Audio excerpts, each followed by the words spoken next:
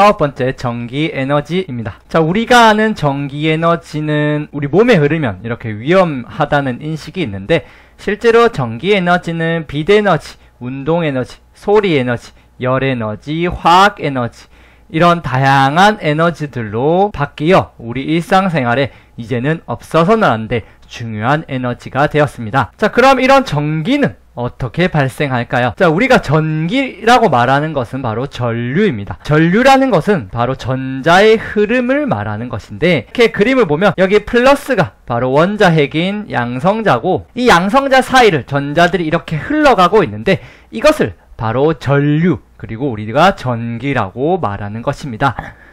전류라는 이름 그대로 전자의 흐름, 류가 흐를 류자라는 한자를 쓰죠. 그래서 전자의 흐름이 바로 전기를 의미하는 것입니다. 자, 전기와는 다르게 우리는 자기라는 것도 알고 있는데, 자기는 쉽게 말해서 자석의 힘을 바로 자기라고 합니다. 우리가 잘 알고 있는 자석, 이 철들을 붙일 수 있는 이 자석들은 주위에 자기력이라는 힘이 작용해서 철들을 이렇게 붙일 수가 있습니다. 전기와 자기는 서로 다른 것입니다. 하지만 신기하게도 전기는 자기를 일으킬 수 있고 자기는 전기를 일으킬 수 있는 특징이 있습니다. 즉, 전기가 흐르는 곳에는 자기가 발생할 수가 있습니다. 또는 자기장이 변하는 곳에는 전기가 흐르는 일이 생기는데, 이렇게 전기와 자기는 서로 상호작용을 할 수가 있습니다. 자, 결국 이 말은 자석을 이용하면 우리가 전기를 발생시킬 수 있다는 얘기가 되는 것으로, 우리가 이용하는 전기 에너지는 이런 자석을 이용하여서 발생시킬 수가 있습니다. 이렇게 자석을 이용해서 전기를 발생시키는 현상을 전자기 유도 현상이다, 이렇게 표현을 합니다. 이것이 바로 전기를 유도할 수 있는 실험 장치입니다. 자, 여기 당연히 자기를 일으키는 자석이 필요하고, 자석 주위에는 바로 자기가 발생하고 있습니다. 밑에는 코일이 있고, 전류가 흐르는 전선의 역할을 하는 코일이 있고, 이 코일에는 검류계가 있는데, 이 검류계는 전기가 흐르는지를 확인하는 장치입니다. 자, 이렇게 장치를 하고 자석을 코일 가까이로 가져가게 되면 검류계의 바늘이 움직이게 됩니다. 그 말은 무엇입니까? 자석이 움직이니까 전류가 흘렀다는 얘기가 되죠. 즉, 자석의 움직임으로 전기를 발생시킨 것입니다.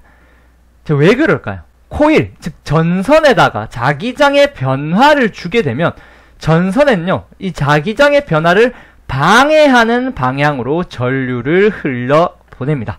자, 이 말은 자석을 코일에 가져다 대면 코일은 이 자석을 밀어내려고 합니다. 다가오지 말라고 이 코일을 밀어내기 위해서 이 코일 주위에 전류를 발생시키는데, 코일 주위에 발생한 이 전류는 또다시 자기를 발생시켜서 이 코일이 마치 자석처럼 행동하게 만들어 버립니다. 다시 한번 해볼까요? 자, 자석이 다가오게 되면 코일은 이 자석을 밀어내기 위해서 전류를 발생시킵니다. 자, 앞에서 말했듯이 이 전류는 자기를 또 발생시킬 수 있습니다.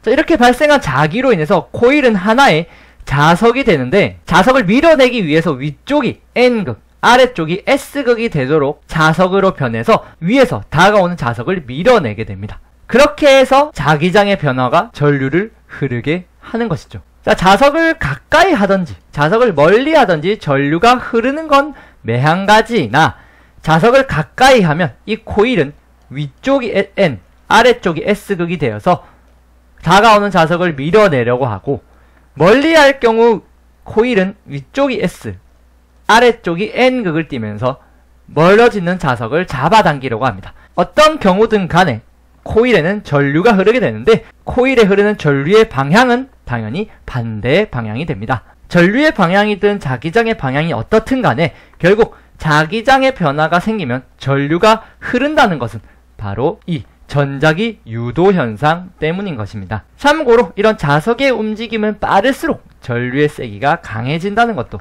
알아두시기 바랍니다. 자, 이 현상을 이용해서 전기 에너지를 발생시키는 게 바로 발전기입니다. 우리가 잘 알고 있는 풍력 발전기가 금방 선생님이 말한 전자기 유도, 자석의 힘으로 전기를 발생시키는 대표적인 사례인데요. 그 원리를 한번 살펴보겠습니다. 자, 풍력 발전기 안에는 이런 장치가 놓여 있습니다. 양쪽에 이렇게 N극, S극, 자석이 놓여 있고 그 사이에는 이렇게 사각형 모양의 전선이 이렇게 배열되어 있습니다. 자, 이때 흐르는 자기장의 방향은 여러분들 N극에서 S극이라는 것을 꼭 알아두십시오. 그래서 자기장은 N극에서 S극으로 이렇게 계속 흐르고 있는 중인데 전기를 흐르게 하려면 어떻게 해야 됩니까? 그렇죠. 우리는 자기장에 변화를 줘야 됩니다.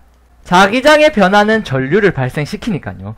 하지만 여기 놓여있는 자석을 움직이기는 힘들기 때문에 어떤 방법을 이용하냐? 바로 이 전선을 이렇게 돌아가게 해버립니다. 자, 전선이 이렇게 빙글빙글 돌아가게 되면 이 코일 속을 통과하는 자기장의 면적이 증가합니다. 코일이 이렇게 누워있을 때, 즉 0도일 때는 자기장이 이 코일 속을 통과하지 못하고 있습니다. 전선이 이렇게 점점 회전하게 되면서 이 전선 안쪽을 쑥쑥 하고 통과하는 자기장들이 늘어나게 되죠.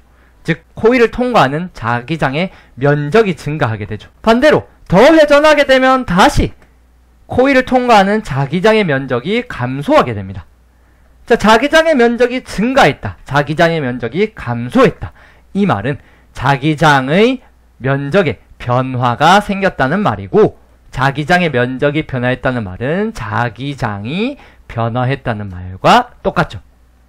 즉 자기장의 변화가 있으니까 전기가 발생, 즉 전류가 발생하게 되고 이 전류가 바로 전기 에너지로 이용이 되는 것입니다. 자, 정리해보면 이 사각형의 전선이 빙글빙글 바람의 힘이든 물의 힘이든 어떤 힘에 의해서 전선이 빙글빙글 돌아가게 되면 이 코일 속을 통과하는 자기장의 면적이 달라집니다. 즉 변화를 하게 되죠. 자기장의 면적이 변화한다는 것은 자기장의 변화를 의미하는 것으로, 자기장의 변화는 전자기 유도 현상, 즉 전기를 유도할 수가 있게 되는 것입니다. 이것이 바로 발전기의 원리입니다.